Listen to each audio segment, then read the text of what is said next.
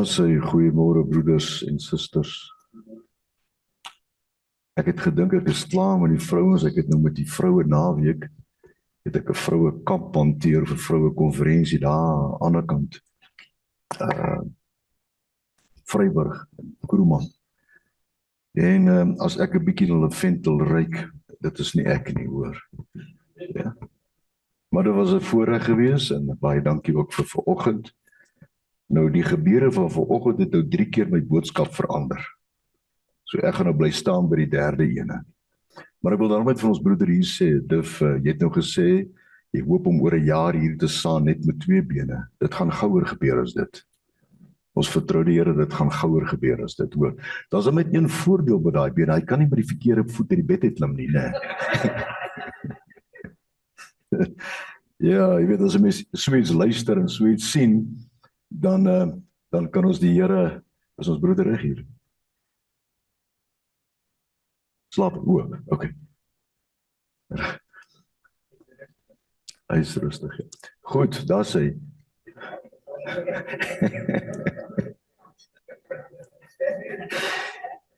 Ek sal baie graag volgende jaar wil saamgaan met hierdie Karoo of Noordwes.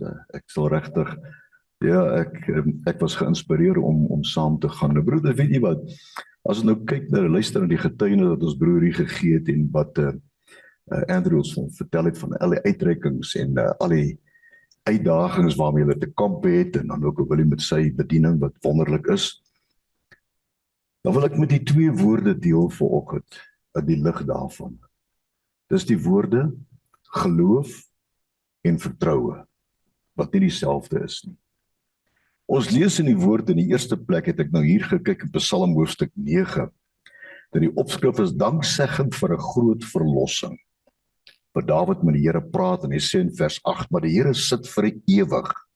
Hy het sy troon reg gesit vir oordeel en hy self sal die wêreld oordeel in geregtigheid en die volke vonnis met reg. So is dit die Here dan 'n rotsvesting vir die verdrukte. 'n rotsvesting vir die verdrukte. Maak nie saak wat dit is wat jou verdruk nie. Hy's 'n rotsvesting en dit is geloof. Om te weet die Here is daar. Maak nie saak wat gebeur nie. 'n rotsvesting in tye van benoudheid. En dan vers 11. En hulle wat u naam ken. Ek het met die kamp hierdie naweek, die sonnagoggend het ek gepraat oor 2 name van God wat geweldig baie indruk op my lewe gemaak het, dat ek dalk met u wil deel met die volgende keer wat ek hier is. Jy weet, hy sê, hulle wat u naam ken, sal u vertrou.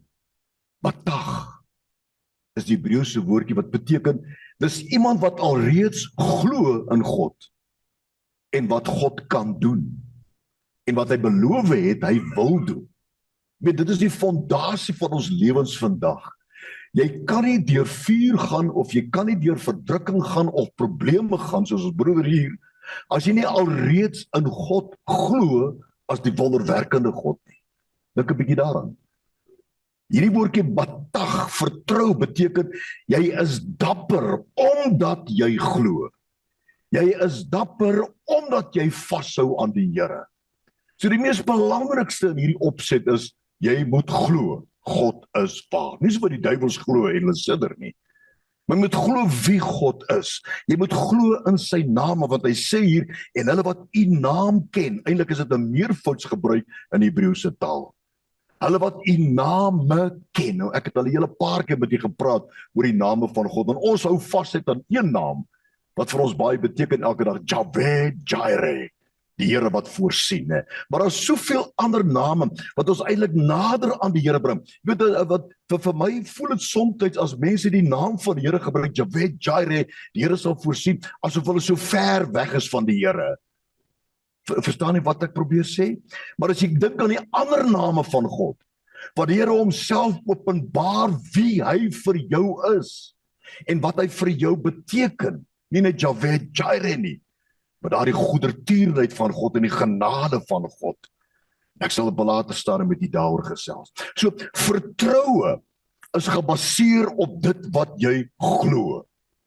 Want as jy deur verdrukking gaan, en jy kan nie vertrou die Here gaan jou deurtrek nie, dan gaan jy die toets faal.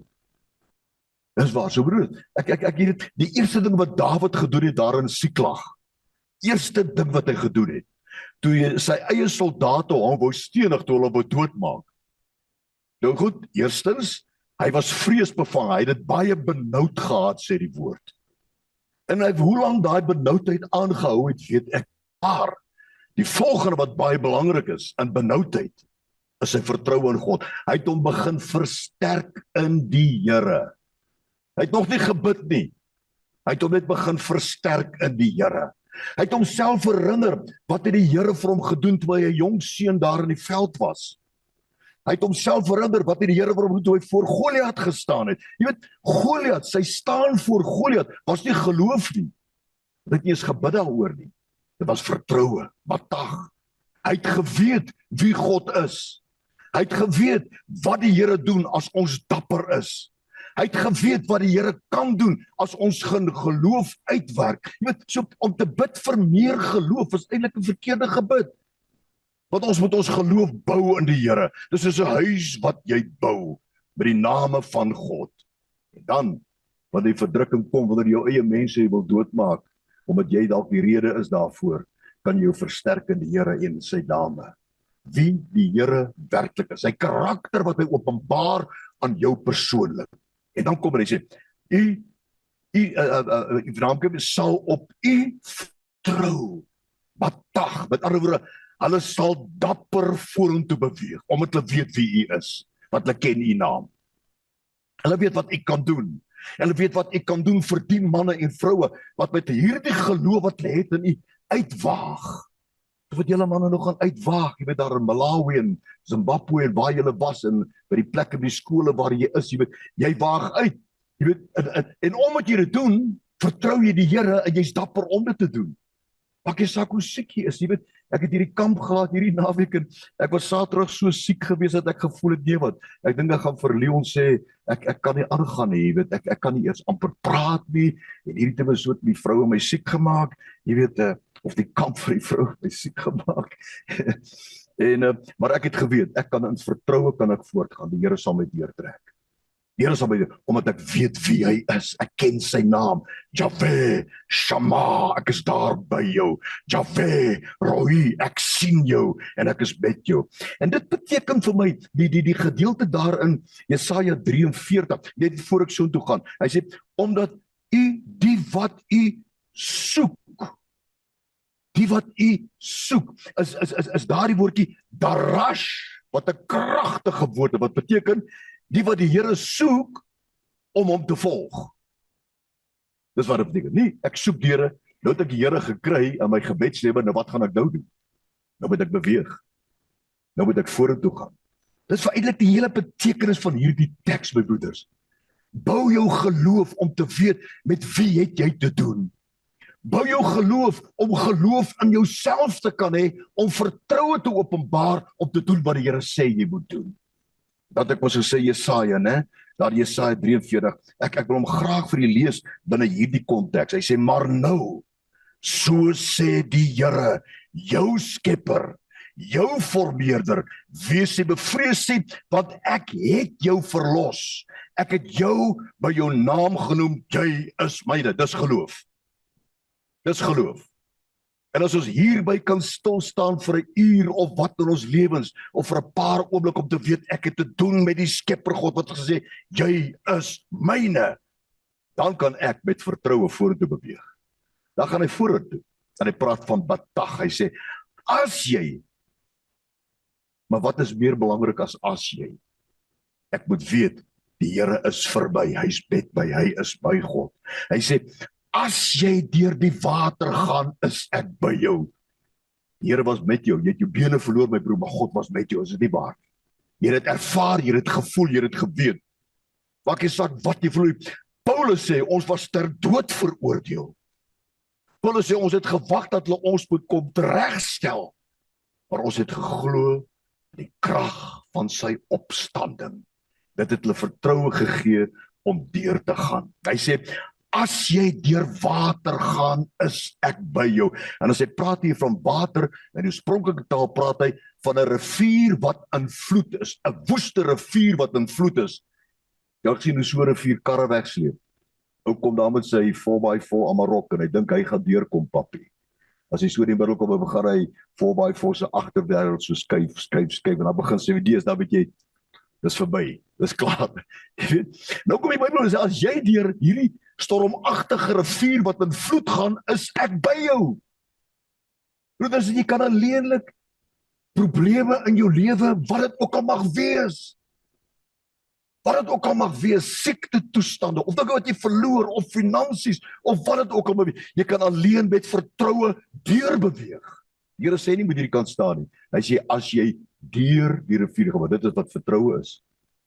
En jy kan nie die Here in sulke tye vertrou. Maar ek weet nie wat die probleem is vandag nie. Ek weet nie waarmee jy vandag worstel nie. Ek weet nie wat die teenkante van Satan in jou lewe is nie. Maar bou vir 'n paar oomblikke jou geloof in God. Jy is myne. Ek het jou by jou naam geroep. My seun Jesus het vir jou gesterwe. Dit is genoeg geloof om deur daardie rivier te gaan. En jy sal aan die ander kant uitkom. Hy gaan verder en hy sê, hy sal jou nie oorstroom nie. As jy deur vuur gaan, sal dit jou nie eers skroei nie. Hy sê, die vlam sal jou nie brand nie. En dan weer geloof, want ek is die Here jou God. Ja, broeders. Ek hoop ons kan hierdie vers. Ja, ek het hier iets gemerk. Ek kyk wat dit is wat ek hier gemerk het. Ja. Dit is hier in 2 Korintiërs 1. Ek het nou van Paulus gepraat. Want ons wil nie hê, broeders, dat julle onbekend moet wees met ons verdrukking wat ons uit Asië ontvang het. Ons het gehoor van al die verdrukking wat ons het. Papwiele en al daai tipe dinge. Kyk, as jy 'n Fortuner gery het, jy 'n papwiel gekry, maar dit is nou dit is so. Hy sê as jy kom dat ons dit bo ons krag uitermate swaar gehad het. Hoor jy wat sê hier? Dit gaan nie oor jou krag nie. Dit gaan nie oor jou groot geloof nie. Daar's nie iets soos groot geloof en klein geloof nie. Daar's net geloof. Soos 'n mosterdsaad. Pistes is die woordjie. Wat jy op daai oomblik kan staan en sê, die Here God het gesê en ek sal nie deurgaan. Dit wat geloof is. En hy gaan hierso. Hy sê hy gaan verder en hy sê, het ons dit uitermate swaar gehad sodat ons self aan ons lewe gewanhoop het. Ja, ons het alself by onsself doodvonnis oor ons gehad, sodat ons nie op onsself kon vertrou nie. Ja, as ek nou reg onthou, is hierdie woordjie wat hy hier gebruik, 'n pytho, wat beteken, ons kan nie op ons eie gevoel en emosie vasstaan om die deur te gaan nie. Ons moes op God vertrou het. En ek wil u aanmoedig vandag, broeders, bou jou geloof in die Here, soveel kere as wat jy kan, wanneer jy Bybel lees, wanneer jy bid, bou jou geloof, dat jy weet met wie jy te doen het. Dan moet een ding vir ons uitgeklaar wees in ons lewens, ek glo God, vir die wat die naam ken, en al die name van die Here, want vir elke situasie in jou lewe, is daar 'n naam van die Here, wat hy homself aan jou openbaar vir daai spesifieke omstandigheid. En as jy nie weet wat daai name is, die broeders, kontak my Andrew, jy sal my nommer gee. Dan sal ek vir jou 'n drukstuk stuur van elke keer wanneer ek veral in die Ou Testament begin lees, dan kom ek baie keer op 'n nuwe naam van die Here uit. En al daai name is tot jou voordeel. Al daai name is verklaringe van die Here, wie hy is vir jou. Bou jou geloof daar, want wanneer jy in 'n wanhoopsituasie kom, dan moet jy vertroue begin openbaar, om deur te gaan en aan te gaan om by die ander kant te kom. Die Here sê nie hier, jy moet die kant van die vuur sit nie. En wag dat die vuur moet ophou nie. Probleme gaan nie ophou. Hy sê, as jy deur die vuur gaan, is dit met jou. Baie dankie vir 'n geleentheid wat ek het om met hierdie woord te kom bedien. Dit was nou so uit die vuisheid gewees, maar ek glo regtig die Here het iets in jou hart geplant ten opsigte van die situasie waarin jy sit. Jou geloof sal jy met vertroue kan deurdra.